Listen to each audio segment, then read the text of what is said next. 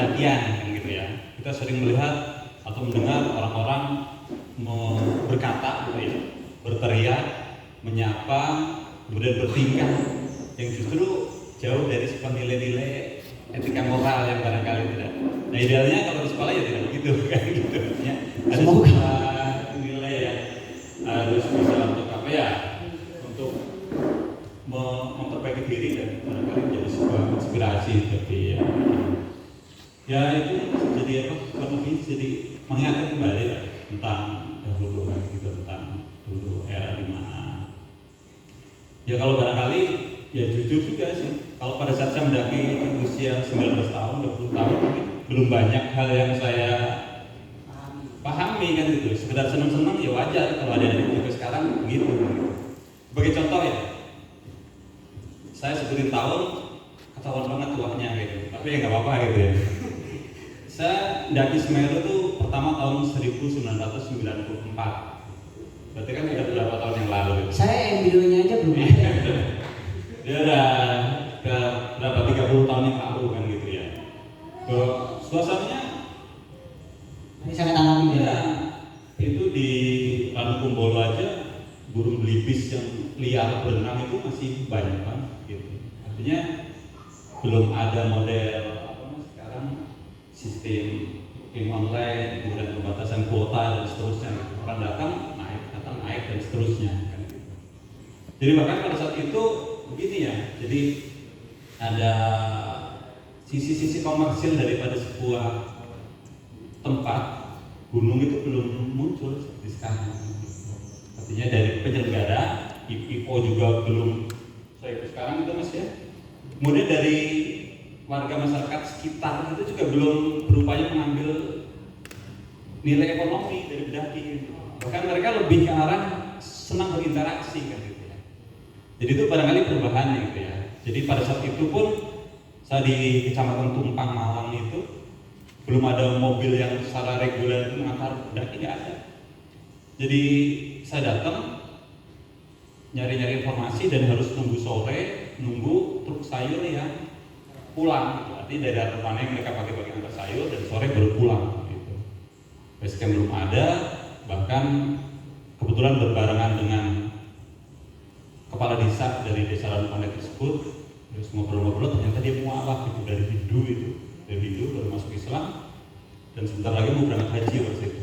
Kita dijamu di rumahnya, tidur di rumahnya, interaksi gitu. Jadi kemudian pada saat kita turun dari Semeru pun kita ditawari beberapa penduduk nawarin Pak, nginep di rumah saya aja mas, nginep di rumah saya aja. Mereka lebih senang interaksi, ngobrol dan mereka seperti sebuah mendapatkan hal-hal baru kan gitu. Ya mungkin berbeda dengan sekarang. Jadi itu sih barangkali sisi beda ya. Mungkin mohon maaf jawabannya agak panjang lebar sesuai konteks yang ditanyakan. Tidak apa-apa. Bisa close dulu, silakan gitu ya. Barangkali. Nah, iya nalurinya bapak-bapak jadi cerita. Mohon maaf gitu. Jadi bukan berarti setiap mendaki itu harus punya ini, kita harus memperbaiki ini menjadi inspirasi enggak. Saya enggak sok-sokan begitu karena pada saat usia remaja saya pun juga banyak berpikir begitu, ya happy saja kan gitu. Tapi kan namanya perjalanan barangkali mas ya harus ada hal-hal baru yang kan saya tuh dapat dulu nggak dapat dari yang tua gitu. Mudah-mudahan sekarang ini. Barangkali itu mas ya. Terima kasih. Oke, terima kasih buat jadi mendaki itu bukan hanya perihal esensi keindahan alamnya saja barangkali ya Pak, tapi bagaimana cara kita melihat alam itu sebagai tanda kebesaran Tuhan yang Subhanahu wa taala begitu ya Pak. Nah, saya kasih dulu ke Mas Anwar kali ya. Udah banyak penasaran lagi sama kayak perkenalan ya teman-teman. Parah banget kalau misalkan masih belum ada yang kenal dengan Mas Anwar. Tapi awal mula Mas Anwar bisa ketemu di Spala itu gimana? Kayak misalkan dari pekerjaan kah atau gimana tuh? Boleh diceritain sedikit? Bismillahirrahmanirrahim. Assalamualaikum warahmatullahi wabarakatuh. Waalaikumsalam warahmatullahi wabarakatuh. Terima kasih pada Mas MC Mulyana. Jika saya terima kasih kembali kepada Pembina Citaris Pala Pak Sukri yang sudah menyempatkan hadir pada hari ini, dan juga senior kita selaku pendiri Risma juga Mas Andi Cahyono. Terima kasih sudah juga menyempatkan pada hari ini. Mungkin langsung ke pertanyaan dari Mas Mulyana ya. Gimana cara apa? Awal mulanya bisa analis pala Analis pala, yaitu ya mungkin sudah menjadi istilahnya takdir dari Allah. satu jalan. Dulu itu kebetulan juga Mas Andi dan teman-temannya itu satu perusahaan di Tangerang ini sama saya juga. Awal mula saya juga sedikit tertarik awalnya dari kegiatan dari senior dulu, ada kegiatan pendakian juga, kita juga ada kegiatan manajemen juga, itu dengan gurunya itu kepala juga yang menyempurnakan sistem juga. Awalnya juga saya dulu di sekolahan ikut mengikuti sekolah juga, dan kemudian ada ketertarikan di sini di perusahaan ya. Awal-awal iseng-iseng ikut dari pendakian di sekolah itu pada tahun 2014 yang di Ciremai ya. Oh, jadi yang pertama Mas Anwar itu bersama di sekolah itu ke Ciremai ya? Iya, Ciremai di akhir 2014 tuh. Kalau 2014 berarti udah ada Mas Andi ya di sana ya? Iya di sana ya? Iya ada. 2014. Ya dari situ kemudian tahun berikutnya ya saya mengikuti kegiatan pendakian yang diadakan oleh sekolah. Waktu itu saya masih jadi peserta sekolah yang mengadakan open trip. Kemudian dari situ kemudian juga lagi di tahun 2015 itu diadakan bersama di Cikuray. Ya, itu juga saya masih menjadi peserta. Belum Jadi anggota. Member ya istilahnya. Masih ketua. Kemudian lama-kelamaan atau juga banyak dari teman-teman di sekolah itu ya ada teman juga mengajak gabungan dari menjadi anggota ya. Itu pada tahun sekitar 2016 nya itu sudah mulai aktif di kegiatan di sekolah. Alhamdulillah sampai sekarang jadi masih diberikan kesempatan lah menjadi pengurus juga di sekolah ini, dan mudah-mudahan juga rekan-rekan semua teman-teman bisa terus mengikuti dan menghidupkan sekolah ini menjadi suatu organisasi contoh yang pencinta alam yang menjadikan apa tadi ada perbedaan dari pencinta alam yang lain. Itu ada Islamnya yang kita sisipkan Islamnya, dan kami mengingatkan kita selalu untuk tidak lupa pada apa-apa yang mencintai alam. Alam itu satu penciptaan yang pasti ada yang menciptakan, yaitu Allah Subhanahu wa Ta'ala. Dan di sisi Islam ini ya, kita senantiasa harus selalu ingat pada Sang Pencipta bahwasanya ya kita hidup di alam, kita tidak hanya memikirkan diri kita sendiri, dan juga harus selalu peduli dengan alam sekitar dan juga lingkungan masyarakat. Mungkin sekian sebenarnya. Jadi nggak jauh berbeda ya teman-teman, kalau dari pekerjaan terus nyoba-nyoba akhirnya jadi hobi. Dan memang mungkin kalau kita garis benang merahnya itu, pada akhirnya tuh puncak tertinggi dari mencintai alam sendiri itu adalah bagaimana cara kita memandang alam itu ya dengan Pak Supri tadi ya, sebagai bentuk rasa syukur, dan itu sebagai tanda dari kebesaran Tuhan kita gitu. Tapi yang biasanya jadi obrolan menarik itu kan hutan ya Pak.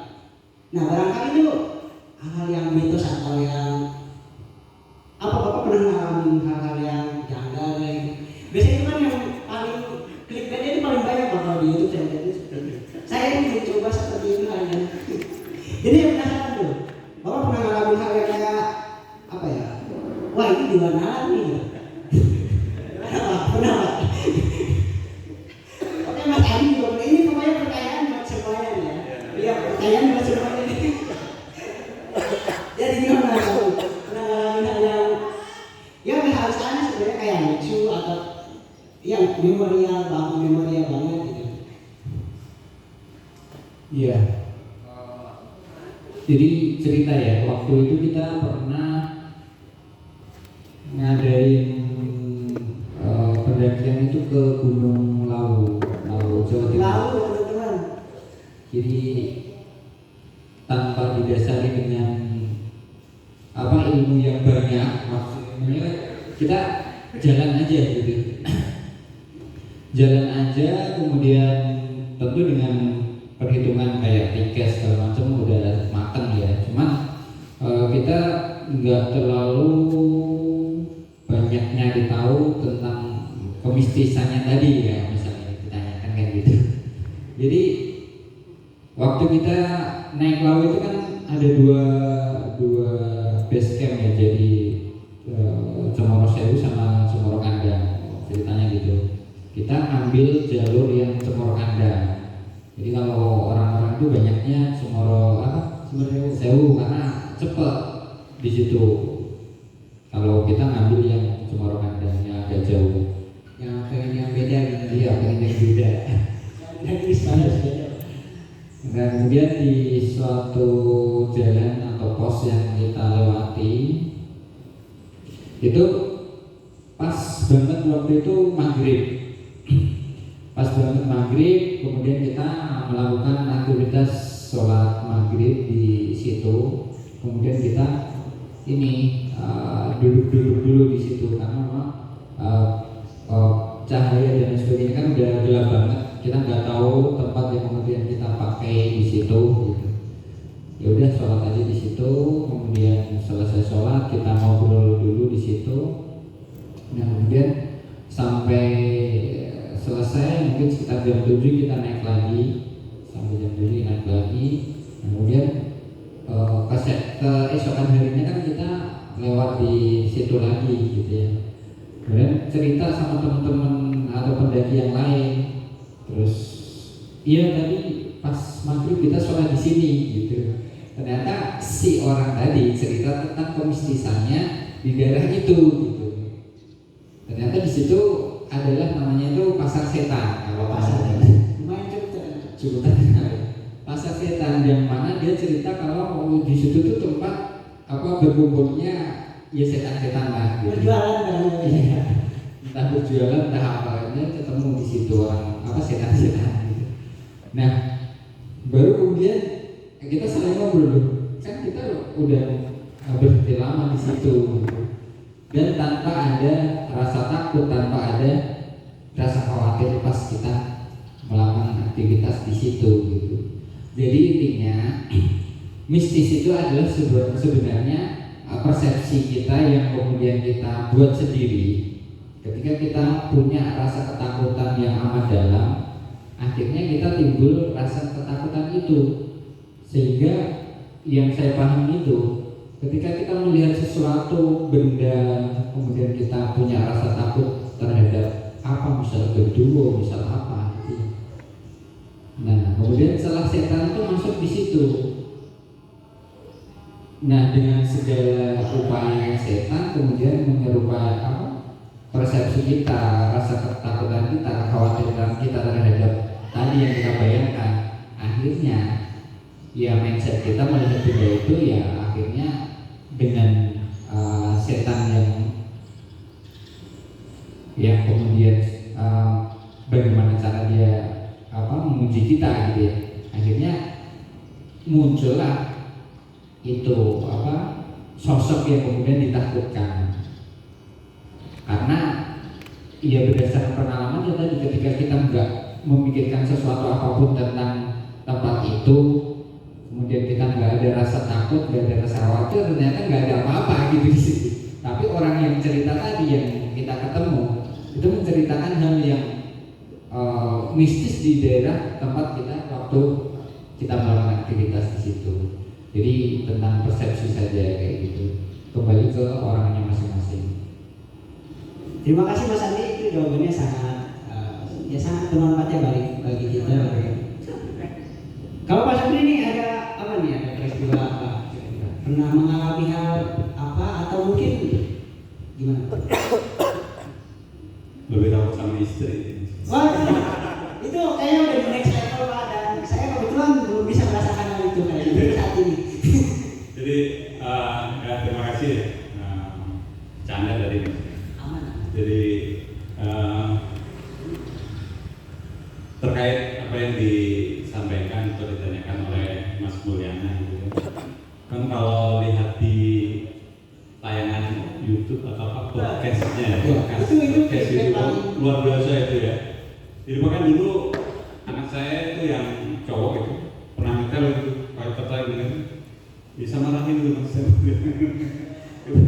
Artinya kita melihat dari apa ya, seringkali kita melakukan pendakian, artinya gitu ya, kita nggak pernah berpikir sampai sejauh itu gitu Mas. Insya Allah kita positif saja gitu ya, bila seperti biasa gitu ya, memperlindungan kepada Allah gitu dan seterusnya gitu.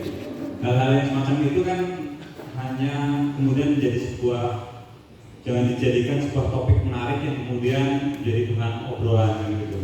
Artinya ada hal-hal yang kemudian sebenarnya sumber daripada cerita atau berita itu juga nggak valid, tetapi bisa menjadi booming kan gitu ya. Itu artinya dari peran siapa gitu ya? Ya peran orang yang berupaya serius mendengarkan, kemudian berupaya serius juga menyampaikan kepada teman yang lain juga. Akhirnya menambah bobot daripada nuansa serem atau mistis tempat tersebut kan gitu ya. Itu andil daripada netizen juga, andil daripada para pendaki juga kan gitu. Tapi dari hal tersebut kan berarti kita bisa mengambil sebuah kesimpulan bahwa sebenarnya ya nggak nyalahin masyarakat. Artinya masih banyak gitu di antara kita, mungkin di lingkup masyarakat, di banyak kalangan barangkali khususnya. Tidak hanya orang-orang awam itu barangkali dari sisi pendidikan gitu ya, orang-orang lama, tapi orang-orang terpelajar, kemudian orang-orang yang memiliki intelektualitas yang tinggi barangkali ya, kalau dari pendidikan yang masih semacam itu kan gitu ya. Barangkali ya ketika kemudian dia merasa ketakutan di sebuah tempat kan gitu ya, seperti seolah-olah mendapatkan sebuah gangguan, betul yang disampaikan oleh Mas Andi. Karena dari awal dia juga sudah memikirkan hal tersebut kan gitu. Dan barangkali akhirnya sesuatu yang berkecamuk di sini kemudian memunculkan banyak hal kan gitu ya, imajinasi, khawatiran, ketakutan gitu. Orang udah takut begitu ada ranting patah aja, larinya udah spontanitas sudah luar biasa. Digangguin setan Digangguin setan gitu ya. Merasa ada temennya nyolong, kamu tadi megang ini saya enggak, bener. Saya lihat ada tangan nempel di sini. Padahal begini tuh kayak ini ya. Seterusnya gitu kan, artinya hal-hal yang semacam itu muncul gitu ya. Jadi idealnya kalau masih muda ya lebih berpikir apa ya, realistis. Ya biarin kalau orang yang masih menikmati hal-hal tersebut gitu ya, masih suka kan gitu, kita nggak bisa maksain juga orang untuk cepet-cepet percaya, kita hormatin aja gitu.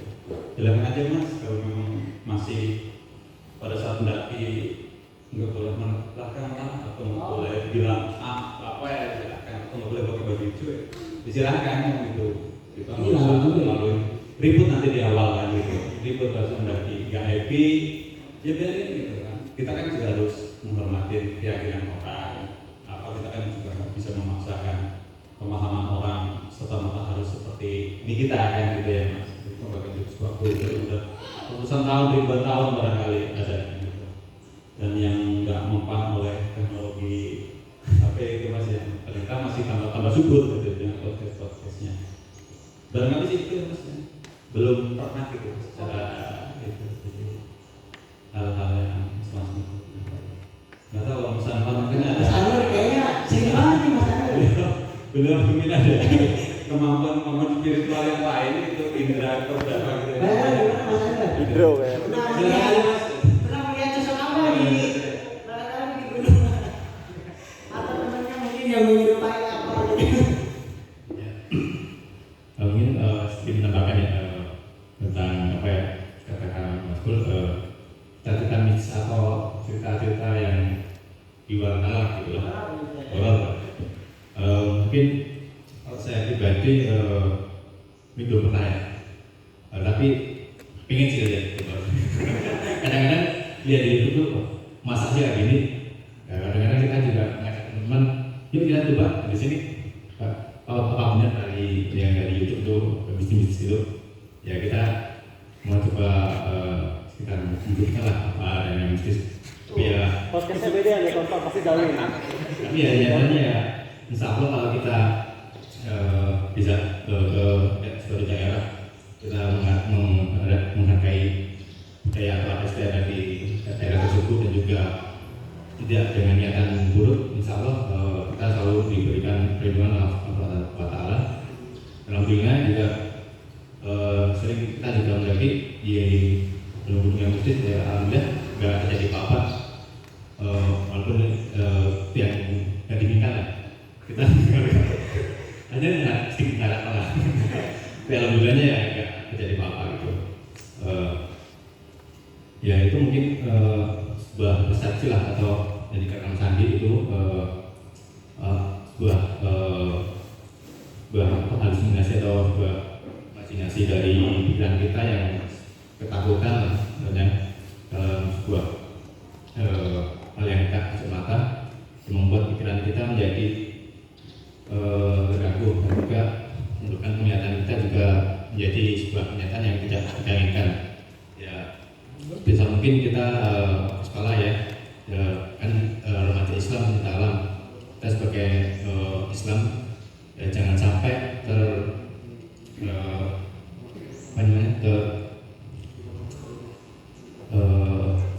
Terhasut atau terpengaruhi oleh hal-hal yang tidak diajarkan dalam Islam juga tentang sayur-sayur itu.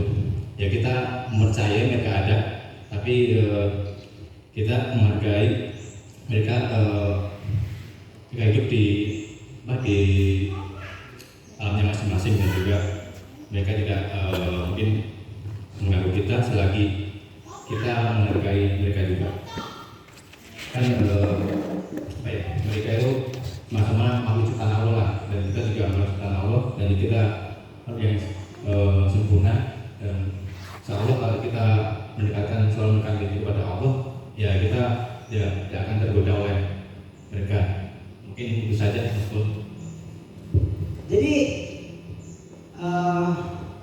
Jadi pada intinya ya, dari ketiga jawaban itu mungkin bisa kita simpulkan bahwa mistis itu sebenarnya ya barangkali tidak ada. Itu hanya persepsi yang kita buat saja, entah mungkin karena ketakutan ataupun kegelisahan gitu ya. Dan kalau Pak Supri bilang itu tadi, kalaupun ada suatu hal di suatu daerah yang harus kita ikuti gitu, yang mungkin itu sebenarnya bertentangan barangkali apa ya, kalau kita harus mengikuti ya tetap kita niatkan dalam hati itu hanya sebagai menghargai gitu ya, budaya gitu ya Pak. Nah kan itu menjadi cukup menarik Pak, ketika kita mendaki itu pulang itu biasanya itu Pak yang ditanyain gitu. Karena saya jadi penasaran itu, karena saya juga personality itu juga pernah gitu mengalami hal-hal yang seperti itu. Kalau dari audiens mungkin ada yang mau bertanya nggak? Dari teman-teman di sekolah ada yang mau bertanya? Bang. Oh iya, jangan-jangan di sini ada yang pernah apa nih, di bawah apa? Ada yang pernah mengalami jangan-jangan di sini? Kalau salah jalur pernah. Siapa tuh? Kayaknya ini yang di depan juga udah pernah semua nih kayaknya. Tapi barangkali ini juga mungkin ya kita udah pakai sisi air. Tapi sebelum itu saya pengen nanya itu pendakian, camp atau perjalanan itu yang paling berkesan, yang paling memorial itu tuh perjalanan waktu kemana Pak? Entah itu camping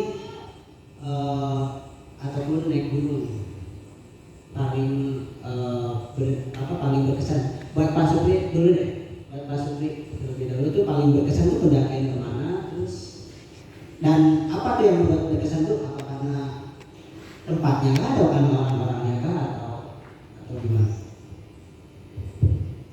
Ya, terima kasih ya. Barangkali hal ini dirasakan oleh semua yang pernah melakukan aktivitas alam ya, pendakian.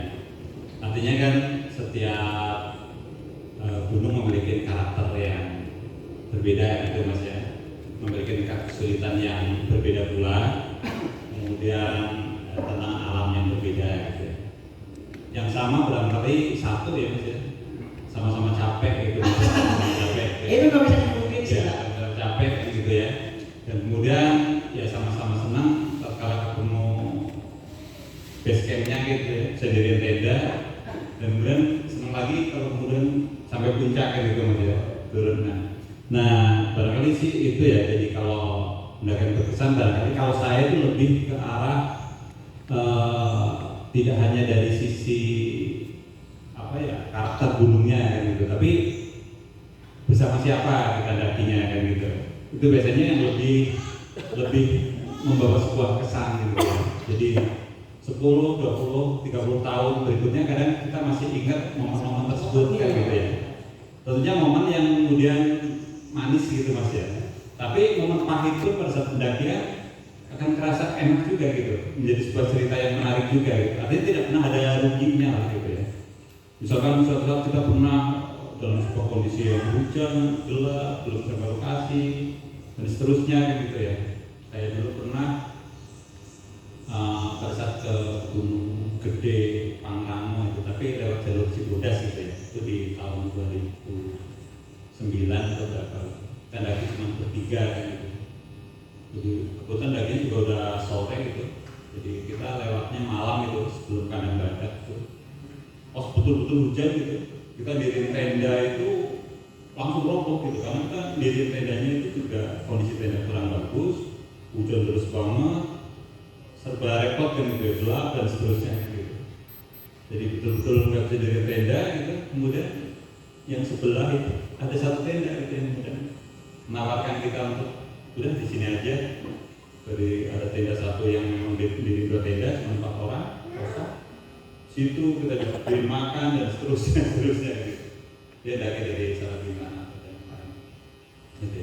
Jadi ya itu sih nggak terlalu ini banget kan gitu ya. Biasalah kalau dalam kondisi pendakian gitu. Ya yang menarik akhirnya saya pernah daki juga itu di tahun 2000 berapa gitu sama istri dan anak gitu barangkali itu. Itu momen beberapa kali gunung gitu ya, istri anak itu. Artinya ada sesuatu yang bisa kita rasakan bersama gitu ya. Ya mudah-mudahan ya walaupun barangkali dapat jodohnya bukan di pendakian gitu Mas ya. Akan tetapi bisa kita kondisikan untuk daki kan gitu kan, nggak ada masalah kan gitu. Jadi ya bagaimana kita memberikan inputannya kan gitu ya. Jangan maksa jadi gunung. Iya, hal-hal yang semacam itu kan gitu. Jadi kalau menurut saya sih lebih ke arah apa Mas ya? Kalau saya gitu ya, bukan lebih ke arah dengan siapa kita berangkat gitu ya. Kemudian hal-hal apa yang kemudian bisa kita lakukan atas pendakian tersebut kan gitu ya. Kayak saya pernah daki beberapa kali dengan ikatan remaja masjid kayak gitu, cukup menarik juga gitu. Anak-anak yang belum terbiasa daki, belum pernah, kemudian kita daki, coba kita apa ya, kenalkan kepada sesuatu yang ya kalau remaja masjid kita belum masjid kan gitu ya. Kan bahwa pendakian itu cukup menarik juga gitu menurut saya. Di mana sih kalau spesial juga masih dapatkan gitu. Barangkali Mas Anwar. Oh ya kalau saya daki bareng Mas Anwar 2015. Kalau Mas Anwar itu terkenal dengan stamina-nya, endurance-nya gitu ya. Itu kita rasakan juga Mas. Ya gitu ya. Jadi kalau orang siapa tuh Anwar? Orang gele ya gitu. nggak ada pusernya kan gitu, kenal capek gitu ya. Kalau Mas Anwar itu terkenal di itunya ya, speednya itu apa endurance gitu, speednya biasa, tapi barangkali di stamina gitu ya, di daya tahan gitu. Iya, barangkali itu masing-masing kan itu mas ada yang nggak cepet tapi tangguh kan gitu, cepet tapi tangguh gitu. Sebenarnya kemampuan atas mainnya stamina sama mas ya, 70%. Tapi ada yang mentalnya bagus kan gitu. Ada yang mentalnya kemudian gampang down gitu ya, gampang ngeluh ya, beda sama gitu. Kalau kita lihat ya, sebenarnya kemampuan fisiknya sama, ini sama, tapi kembali lagi lebih ke arah mental gitu barangkali ya kalau pendaki itu ya. Jadi pendaki itu. Kalau anak muda usia-usia yang ada sekalian, nah istirahat juga gas gitu, nggak bakalan kenal capek lah kalau usia segitu. Oh begitu. Masih ada ini ya pengasapannya. Ya. Oh itu di foto itu tahun 2016 yang gitu ya. Itu di mana tuh bisa apa Di Gede juga masih itu ya. Di Gede ada Mas Anwar kan gitu. Iya, Ikatan Remaja Masjid dulu ini. Tahun 2015 bagian dari Teropan gitu. Terima kasih Pak Supri. Kalau dari apa nih, Mas Andi dulu apa Mas Anda dulu nih yang mau cerita nih? Oh Mas Anda. Yang spesial Mas, apa kalau yang berkesan lah buat pas naik sama anak-anak di sana tuh, yang kemana tuh? Pasti ada jawabannya nih kayaknya. Kenal ya? Mungkin bagian yang berkesan ya. Mungkin persepsi dari dulu dan sekarang mungkin agak berbeda. Yang pas lagi muda mungkin termasuk kita masih happy, kita masih menikmati saja di sebuah naik gunung. Dan sekarang mungkin agak jauh lebih peningkatan lah ya untuk nggak cuma tentang keindahan alamnya di gunung tersebut, tapi juga dengan siapa kita berangkat dan apa yang kita dapatkan di sana, mungkin suatu momen atau persamaan yang kita dapatkan di kegiatan pendakian ya, mungkin itu. Dan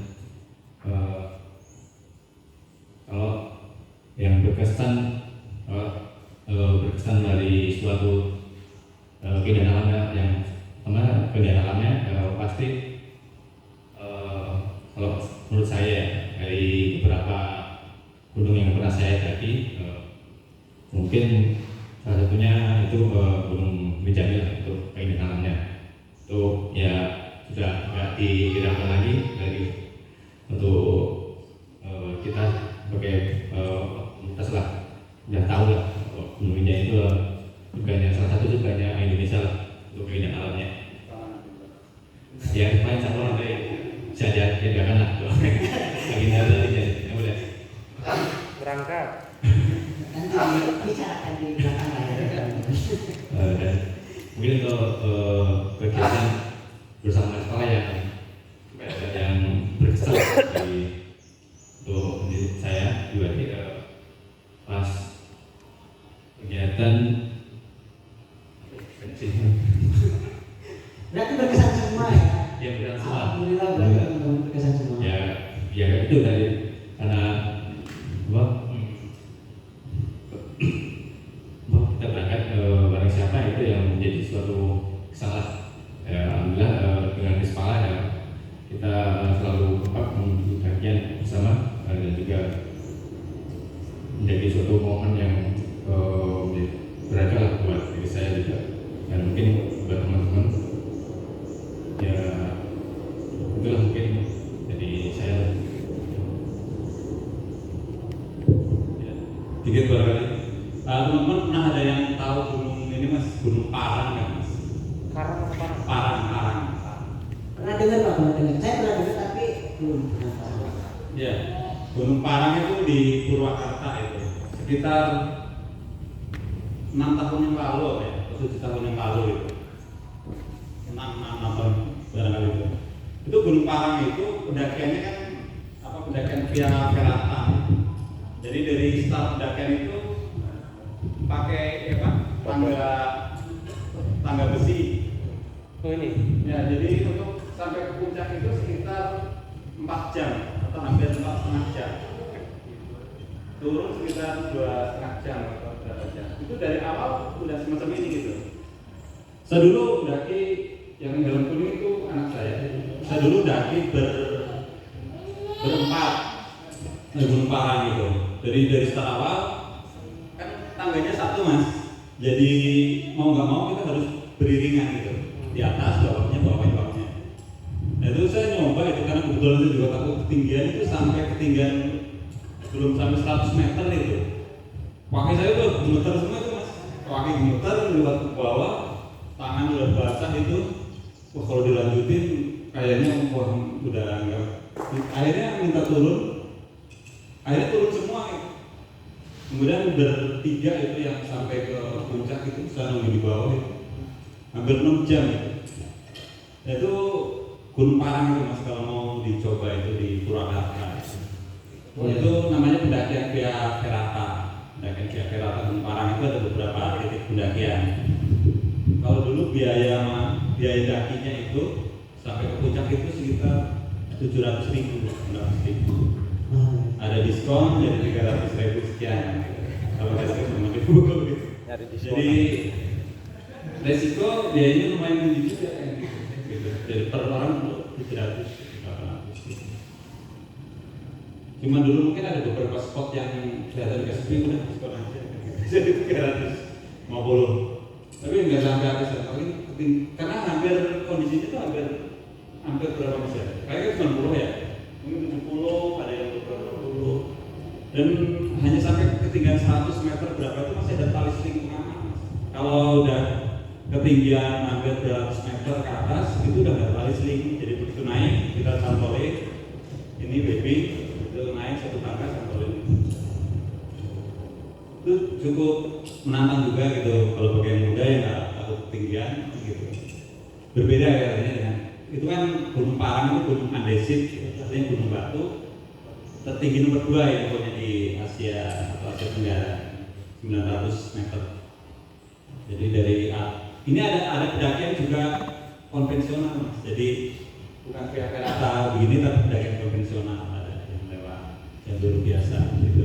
Kalau begini ke jalur biasa paling 2,5 jam itu. Ya cukup ini juga kan kalau saya takutnya udah kayak apa dulu mas lihat ke bawah. Gimana mas Adi? Ya, udah sama ya. Ya udah, berarti saya langsung ke pertanyaan terakhir aja deh. Ini, tapi nanti saya akan minta Pak Sugeng untuk terakhir sekalian memberikan arahan. Tapi sebelum itu saya akan bertanya dulu kepada Mas Adi, ada saran atau ini kan udah di angka 11 nih. Tapi kalau kita ngomongin apa ya, acara itu mungkin acara yang kayak begini itu baru pertama kali. Nah, mungkin ada saran atau apa ya? Atau apapun itu yang berhubungan dengan pendakian maupun ya di luar pendakian buat kami nih yang mungkin masih mencari-cari masih mencari-cari titik-titik. Ya intinya ada saran dan pesan buat kami ke depannya. Ya, terima kasih. Pertama tadi saya sudah sampaikan ya apresiasi ke teman-teman semua. Bahkan saya itu waktu sama teman-teman yang berlima tadi bikin komunitas atau mencetuskan nama Rispala itu nggak expect, nggak kebayang bahwasannya bisa se-eksis sampai sekarang gitu mas Pak. Itu luar biasa. Nggak kebayang ternyata cukup bisa bertahan sampai 11 tahun. Jadi itu pun juga berkat teman-teman yang mempertahankan kaderisasinya ya. Jadi dari awal kepengurusan, kemudian ada dari kepengurusan, ketua terpilih dan sebagainya, termasuk Mas Anwar menjalankan ini di bawah Ketua Mas Anwar. Nah itu cukup bangga dengan teman-teman juga gitu. Pertama itu, kemudian juga yang kedua mungkin pesan buat teman-teman, buat pengurus yang sekarang itu tetap konsisten, tetap jalan aja walaupun memang dalam kita menjalani itu karena ini sifatnya sosial ya, bahkan tidak ada materi yang kita dapat kan gitu ya. Tetapi banyak kemudian hal yang bisa kita dapat di luar itu, pengalaman, kemudian kita punya saudara baru dan sebagainya. Nah itu yang kemudian bisa memperkuat kita untuk menjalankan organisasi atau komunitas, sehingga komunitas itu akan berlangsung, akan berkesinambungan dan terus melahirkan kader baru atau kepengurusan baru. Dan harapannya kepada Mas Anwar dan tim dan teman-teman sekalian yang saat ini menjadi pengurus dan anggota terus kemudian berusaha dan konsisten gitu untuk menjalankan komunitas ini, walaupun yang tadi disampaikan undangan banyak tapi yang datang segini, rapat mungkin udah di share jauh-jauh hari, misal jam 8 ternyata datangnya jam 9 dan sebagainya. Itu merupakan lika-likunya kita dalam menjalankan organisasi. Nah tetap terus aja jalan sambil kemudian kita membenahi yang ada di dalam keorganisasian kita, karena dalam berjalannya waktu saya juga cukup mengikuti ya teman-teman dalam membesarkan atau mengkonsistenkan Hispala ini. Dari awal mungkin kita tadi cuma kepikiran ya kita bikin aja gitu. Ternyata lambat laun kita benar-benar kupas gitu ya, mulai dari dulu waktu kita menyusun logo ini Mas. Logo ini pun ya cukup ada muatan yang harus kita dapat dari logo ini gitu. Mulai dari warnanya, kemudian kita memasukkan kompas di depan gitu ya, bukan kompasnya ditaruh di belakang. Itu pun kita menyusun benar-benar ada makna filosofi dari logo itu gitu. Pengen tahu nggak Mas? Apa itu? Pengen tahu ya. Jadi filosofi besar yang kemudian dulu kita bangun atau kita pengenkan gitu ketika membuat nama Hispala itu kan tadi remaja Islam bercinta alam, ada istilah Islam, cinta dan alam di situ ya. Yang mana kalau digambarkan ketika ditanya tentang cinta itu kita akan sulit mendeskripsikan ya. Bahkan ada orang yang menyampaikan kalau ditanya kamu cinta sama pasanganmu karena apa gitu kan? Karena cantik, bisa jawab karena cantik, bisa jawab karena dia kaya dan sebagainya. Itu ya sebenarnya itu nafsu gitu, yang dikatakan seseorang tadi ya. Karena memang cinta itu ya sebenarnya harusnya nggak bisa dideskripsikan, muncul dari dalam hati yang kemudian kita berusaha keras untuk mewujudkan rasa tadi gitu. Nah, kepada siapa? Kepada alam. Nah, alam itu siapa? Alam itu adalah ciptaan dari Allah Subhanahu wa Ta'ala. Nah, pertama itu. Kemudian yang kedua, dari warna yang kemudian kita pilih kenapa orange gitu, itu adalah melambangkan Jackmania. Apa? Mania. Jackmania. Ya, salah satunya itu ya Jackmania. Maknanya adalah kita pengen kita itu selalu semangat. Orange itu kan kalau di aktivitas pendakian kita biasanya pas senja ya, senja mataharinya itu yang awalnya putih biasa menjadi orange, menunjukkan semangat ya, filosofi dalam arti warnanya, semangat, kreativitas dan senantiasa tumbuh gitu. Nah kemudian setelahnya ada kompas di depannya sini. Itu adalah kompas ya, petunjuk. Ya setiap kita mau melangkah, ya memang harus ada petunjuk yang harus kita bawa, harus kita ikuti untuk kita kita ke titik lokasi yang kita akan tuju. Ya kompas itu sangat penting diperlukan sehingga kita punya acuan, kita punya tujuan yang jelas dan yang kita tuju itu benar gitu. dan banyak yang kemudian kita kembangkan menjadi ADART dan lain sebagainya. Mungkin nanti dalam ke depan kita lebih dikuatin lagi ya Mas Anwar tentang diksarnya, tentang pengetahuan dasar tentang keorganisasiannya lebih rapi lagi. Gitu aja Mas. Terus ada terakhir ya, ini habis ini saya udah ya, kata-kata terakhir ya, mungkin sebelum Mas Supri ya.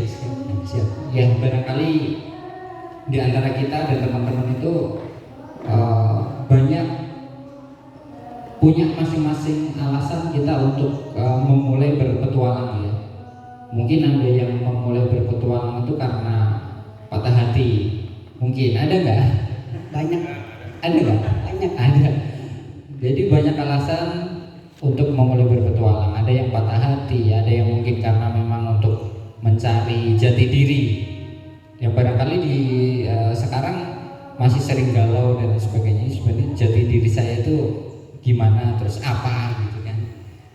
Terus barangkali ada yang memulai berpetualang karena memang untuk menikmati ciptaan Allah atau indahnya bumi pertiwi ini gitu. Tapi apapun itu alasannya tadi, yang penting adalah jadikanlah keinginan kita untuk berpetualang itu sebagai alasan kita untuk bergerak. Jangan jadikan kita nggak bergerak karena banyak alasan gitu. Mungkin itu yang bisa saya sampaikan terakhir Mas. Oke, terima kasih banyak Mas Andi. Terima kasih banyak Mas Andi, obrolannya cukup padat dan berisi dari awal sampai akhir. Nah, untuk menutup barangkali mungkin ini kita sebutlah sesi sharing dan podcast pada hari ini. Mungkin saya minta Pak Supri untuk memberikan arahan ataupun pesan atau saran pada kita nih, khususnya anak-anak muda yang terkadang tuh lebih mengutamakan hawa nafsunya daripada keharusan dan kewajibannya, barangkali begitu ya Pak. Monggo Pak. Siap.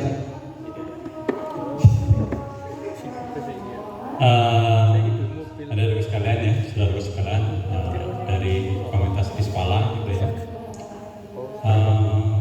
Poin tadi ya terakhir barangkali yang saya dengar langsung dari Mas Andi, saya ulangi lagi, takutnya saya salah nerima atau salah persepsi, nanti kan bisa minta dijelaskan lagi gitu ya. Jadi alasan kita keluar berpetualang mendaki itu agar kita bergerak gitu, agar bergerak. Jadi jangan sebaliknya kan gitu ya. Kita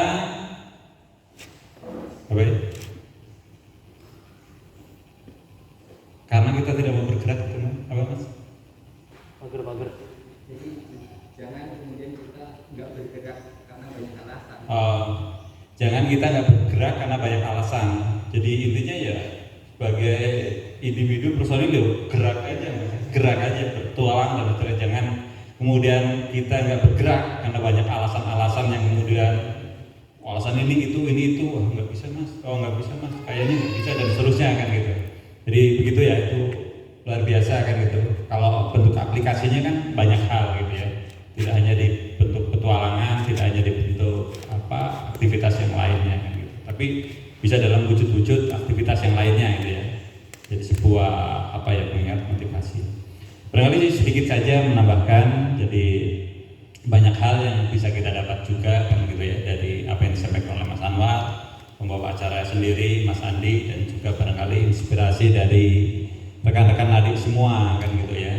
Alhamdulillah tentunya patut kita syukuri juga ya keberadaan kita, ya, keberadaan adik-adik sekalian itu, anak-anakku sekalian sampai pada tahapan ini, artinya sampai pada tahapan kita menjadi bagian anggota komunitas Rispala misalkan gitu ya. Itu perlu kita syukuri, artinya kita memiliki sebuah tempat, memiliki sebuah wadah gitu ya. Bagaimana kemudian bisa kita kembangkan, gitu ya, bisa kita kondisikan, bisa kita maksimalkan gitu dengan apa yang ada dalam diri kita, apa yang ada dalam diri rekan-rekan kita, agar sesuatu ini, Rispala ini menjadi sisi positif yang akan membawa sebuah nilai manfaat gitu. Jadi kurang lebihnya begini, misalkan gitu ya, suatu saat tatkala kita sampai kepada usia gitu ya, tatkala Allah masih memberikan kesempatan usia di mana kita tidak bisa melakukan sebuah aktivitas-aktivitas yang bisa kita lakukan sekarang gitu ya, misalkan aktivitas ripala, tatkala kita kumpul dengan anak cucu, barangkali mudah-mudahan ya Allah kasih kesempatan itu adik-adik sekalian, Amin. cicit barangkali gitu ya, tatkala kita usia panjang, tatkala ada yang menanyakan bagian dari hidup mana yang barangkali salah satu yang membawa sebuah kesan yang baik atau pesan positif yang kemudian membawa sebuah nilai positif dalam hidup berikutnya. Misalkan kita bisa dengan tegas menjawab Rispala kan gitu. Artinya atau kan bisa jadi demikian gitu. Karena pada saat saya masuk Rispala, saya dalam sebuah kondisi yang barangkali tadi saya disampaikan ya, kondisi kurang baik-baik ya dalam tanda kutip. Tatkala kita bergabung dengan komunitas Rispala, kita bisa mendapatkan sesuatu, dan dari sesuatu itu bisa kemudian menjadi mendevelop gitu ya, membangun diri menjadi sebuah pribadi-pribadi yang baik kan gitu ya. Jadi ya mudah-mudahan, dan untuk mewujudkan Rispala semacam itu siapa yang bisa melakukan gitu ya. Artinya anggota komunitas itu sendiri, ya ketuanya, ya pengurus dan lain sebagainya kan gitu ya. Jadi kalau disebutkan ada hal-hal yang lain yang barangkali tidak sesuai dengan apa yang kita plankan, itu kan bentuk dari sebuah dinamika saja kan gitu ya. Lika-likunya itu bisa disampaikan, dinamika saja, bukan problematika tapi dinamika gitu barangkali ya. Dinamika saja, ada pasang surutnya dan seterusnya, tapi yang penting track recordnya masih dalam sebuah tahapannya.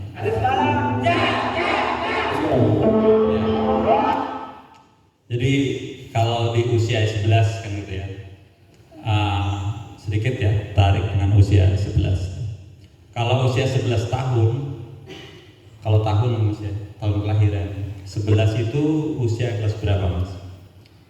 5. Kelas 5 SD kan gitu ya. 11 itu 5 SD. Kurang lebih anak 5 SD seperti apa kan? Ya Ibu San. Sampai main gitu ya, masih perlu banyak arahan gitu kalau dari usia.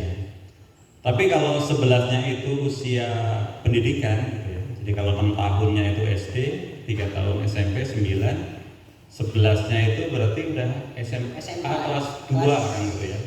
Artinya remaja menuju dewasa kan gitu ya. Jadi kalau di angka 11 kan gitu ya. Jadi angka 11. Nah, kalau kita lihat sejarah gitu ya, sejarah apa mas? Ya, kita umat Islam misalkan sejarah kerasulan gitu ya, sejarah kenabian. Tahun 11 kenabian kondisinya seperti apa kan gitu. Nabi kan 23 tahun mas ya. 11 kenabian berarti masih ada di Mekah apa ada di Madinah mas? Ya 11 tahun masih di Mekah ya kan, 13 tahun di Mekah, 10 tahun di Madinah sampai wafatnya Nabi kan gitu. Tahun 11 kondisinya seperti apa kan gitu misalkan.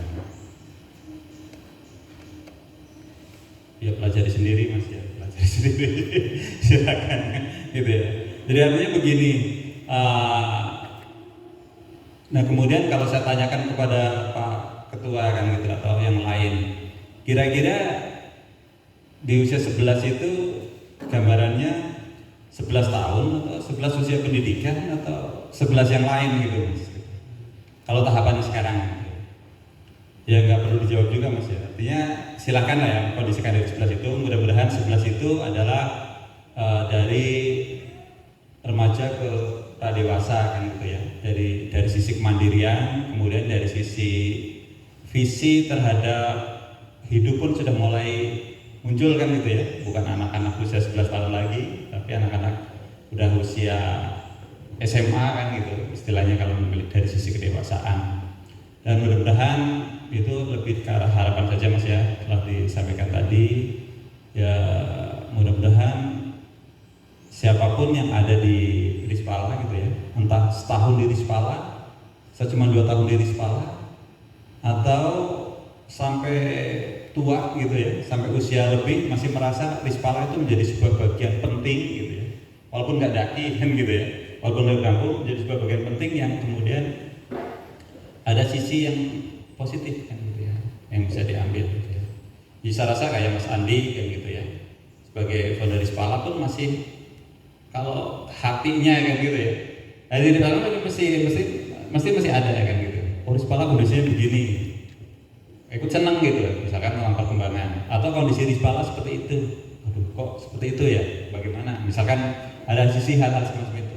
Jadi ya marilah terkait Rispala ini mudah-mudahan bisa menjadi sesuatu yang apa ya, ada dalam hati, kemudian kita kembangkan, kita kondisikan sedemikian rupa agar bisa menjadi sebuah hal yang penting gitu ya, bagian diri kita.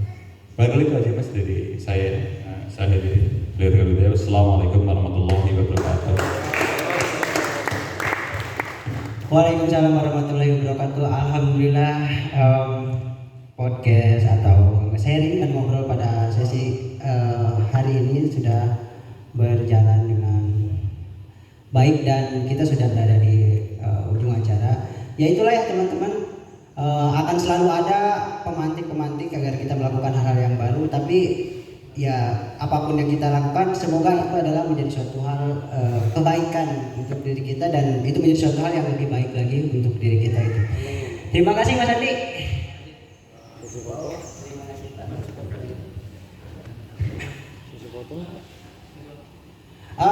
Untuk acara selanjutnya kita istirahat dan makan bersama dulu, yang mungkin itu akan diiringi oleh sesi akustik ya Mas Andi. Oke.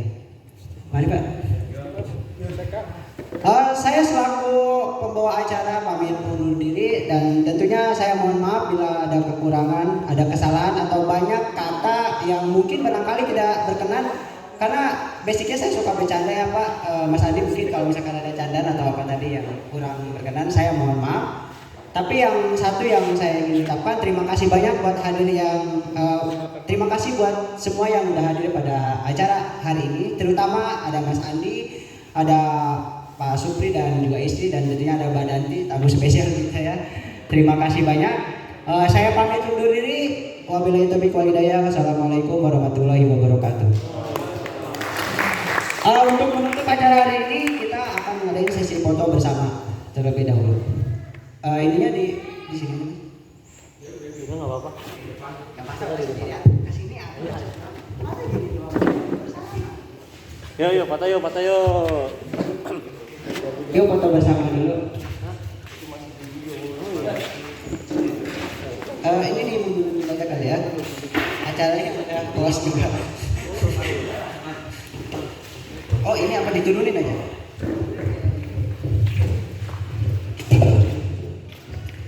Aduh, Eger nggak masuk nih, Eger nih.